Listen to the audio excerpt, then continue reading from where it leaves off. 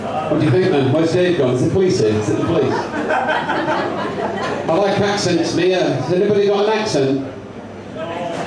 You've all got one. What's up with you? Has anybody got an accent? I think my favourite one, though, my favourite accent has got to be a good old Brit now, the good old British one, Birmingham. That's a good old British accent, that is it. What are you doing, you clever dicky?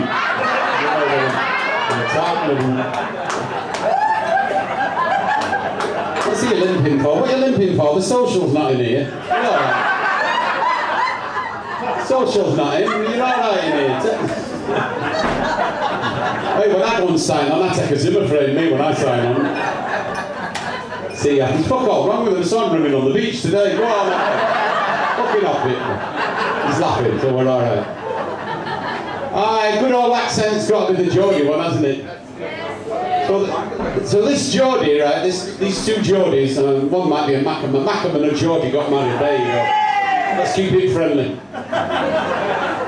And he's watching the telly and she's in the kitchen, cooking where she should be.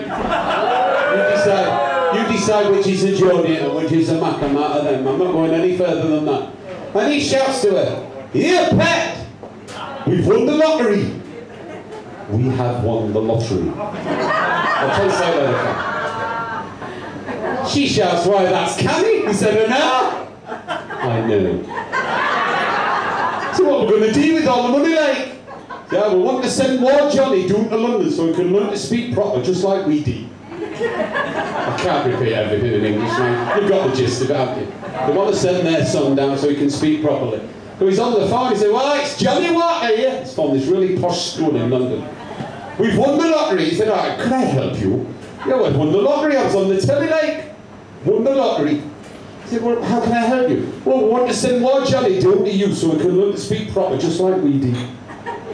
He said, "Well, do you know where we are?" I said, "Well, I've never been further than the time, like." He said, "Well, we're down in London. You'd have to come down all the way to the bottom and turn right to see a very expensive school on the left.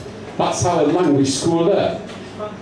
Normally it takes 3 months, but by the sound of your accent, I think it's going to be 6. Well, I didn't care, like, we've got lots of money." He said, "Well, can I make an appointment for Monday?" Well, I said, "I'm not going to be coming on Monday, I've got a pigeon meeting."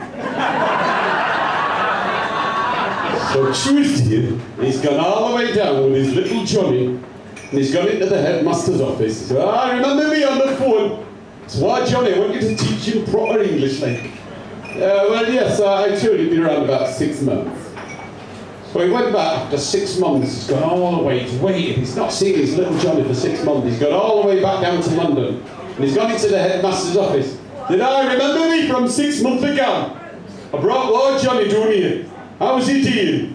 And the headmaster shouted, "Didn't talk to me about that fucking Johnny."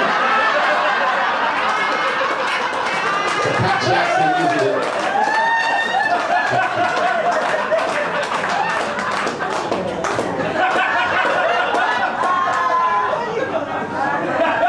Well, this fella's gone home and he's seen his wife, and his wife said, "Listen, the doctor's told me I've got to have sex 5 times a week. I'm depressed." He went, "Well, put me down for 2. This is no laughing matter. I need more sex." He said, "Well, I can't do it.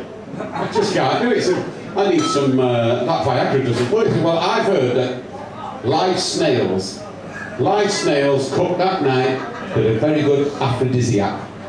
He said, "Well, I'm going to get snails this time of night." He said, 24-hour Tesco's. They've got them down. I've seen them today. "Now go and get some, so I'm leaving you." The poor bugger has gone all the way to Tesco's and he's bought £2 of live snails. They've been lying in the back. I'm not ready to eat these. He's taking his time walking home, and he sees this woman car with a flat tyre. He said, "Oh, I don't know if you could help me or not. I seem to appear to have a flat tyre." Well, he's not in a hurry to eat these snails. He said, "I'll change it for you, love, you're all right." He changed the tyre. He said, "Well, can I help you in some way? I'm just in town for this evening. I'm staying at a very classy hotel. And maybe I could offer you a drink at the bar." "Not in a hurry for these snails. I'll go and have a drink with her." She said, "Well, I would like to thank you in other ways. Maybe we could nip upstairs to my room."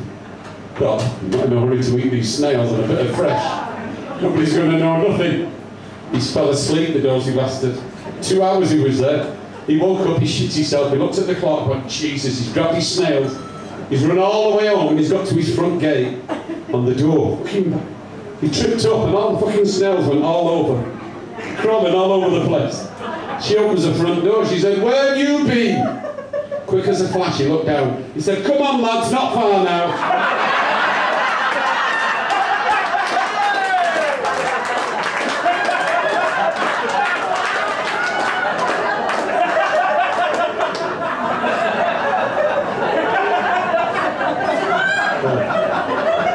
Have you ever been on anybody else's toilet? I'm sorry to change subjects, but it's just last week I was in somebody else's toilet. Isn't it funny when you're on somebody else's... Who's ever shit on somebody else's toilet? Oh, it's like embarrassing, isn't it? You can't do what you want. This shit on your own toilet's fantastic, isn't it? You can just sit there with your bacon sandwich, reading the paper. If it's somebody else's house, you've got to shut the door, haven't you? Got to open the window as well in case it stinks, haven't you? If you fart and it stinks, you've got to get the towel going, haven't you?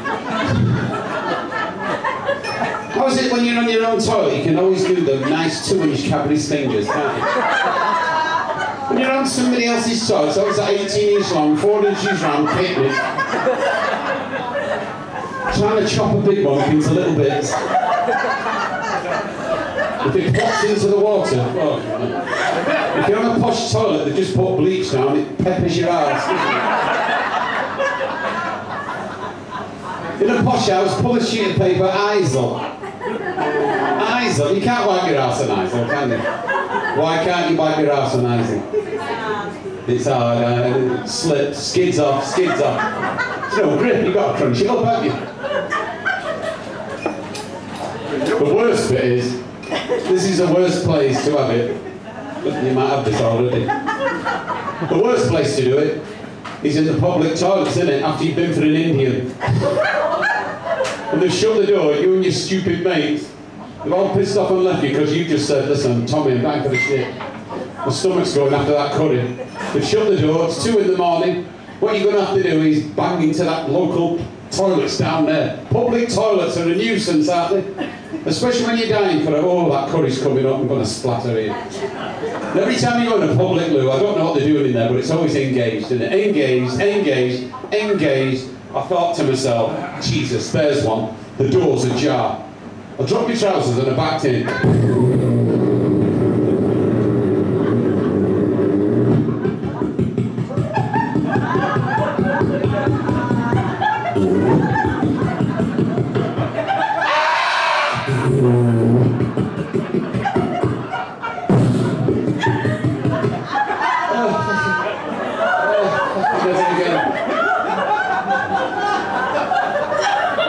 No paper. Okay, now what am I going to do? I've not got a tie on. A tenner, sort that. I'm just about to take a sock off.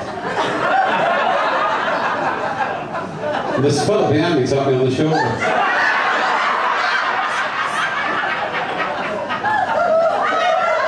It's George Michael. With his new release. I'm sorry, George, I never saw you there. No, I didn't think you did, so I'll put your trousers back up.